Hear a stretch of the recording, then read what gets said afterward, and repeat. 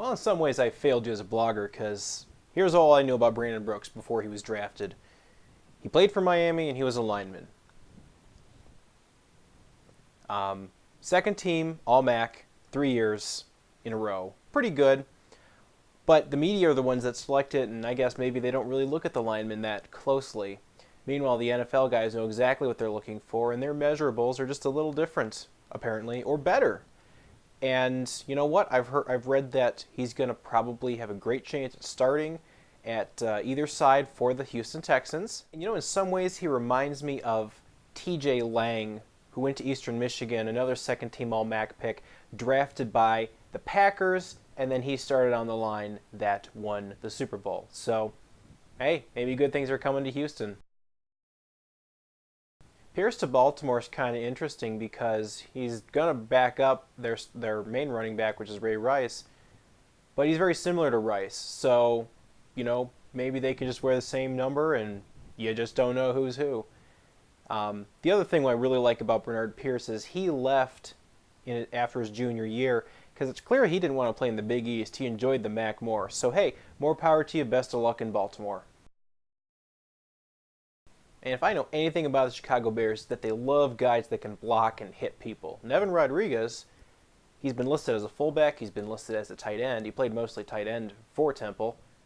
Hey, who knows what he's going to play, but we know he can block. So, Chicago, you got exactly what you wanted.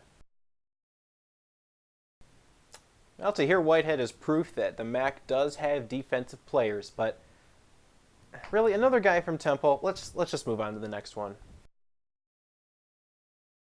All right, now we're getting into the skill players. Brazil is one of my favorite players of the last year. He didn't get all the recognition he deserved after being an All-American as a punt returner. Lost a year because of injury. Came back, had another great solid year. I think he's going to do some cool things with the Colts as they're rebuilding. I think he's going to be one of those second or third receivers. Not a fast guy, but really acrobatic, can make some one-handed catches. Indianapolis is going to like this guy. Now here's where we talk about productivity in college versus can he do that in the NFL. And I don't know if Jordan White can, but you know what? He's going to have naysayers throughout his career. And if he wants to use this as saying, I'm going to prove Matt Sussman wrong by doing well for the Jets, that's great. He's got hands like glue, did awesome things at Western Michigan. If you want to throw a Greg Jennings comparison out there, go right ahead. But reason he was picked 7th, maybe I thought he would have gone higher, but I say that for every MAC pick. Oh, they should have gone higher. They should have taken like Bowling Green guys in the first round, if you ask me. But for White, congratulations on being drafted, I guess. Now, I say that all the MAC guys are drafted worse than I think they should. John Potter wasn't even on my radar in terms of not even the best kickers in the MAC. He's good. He's solid. I think we said that about Sean Sweesham as well. He wasn't drafted either, and he's had a good NFL career. I think the Bills are going to like Potter, especially because he's got some versatility. He'll make some tackles on kickoffs. I do distinctly remember a trick play that he ran where he ran for either a touchdown or a fake 2-point conversion. So he can do some things, and I think the Bills will kind of like a guy like that. Hey, as long as he makes his field goals, Buffalo will like him. My favorite pick, Chandler Harnish, Mr. Irrelevant.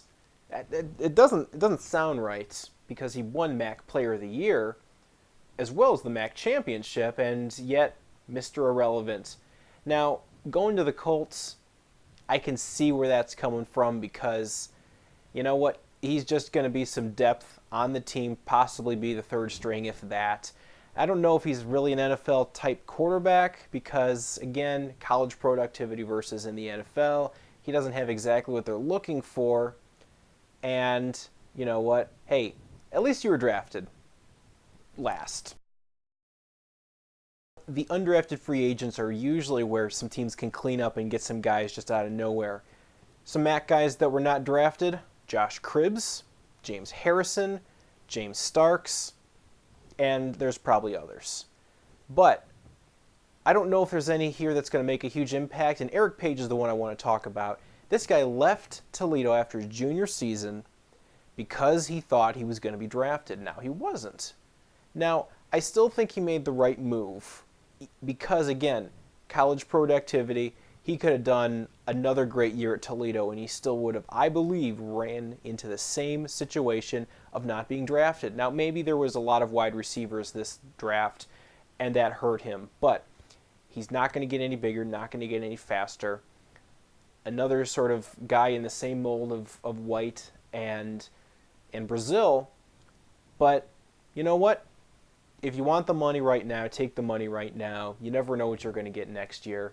So good luck to him. All the rest of them, make us all proud back here in the MAC.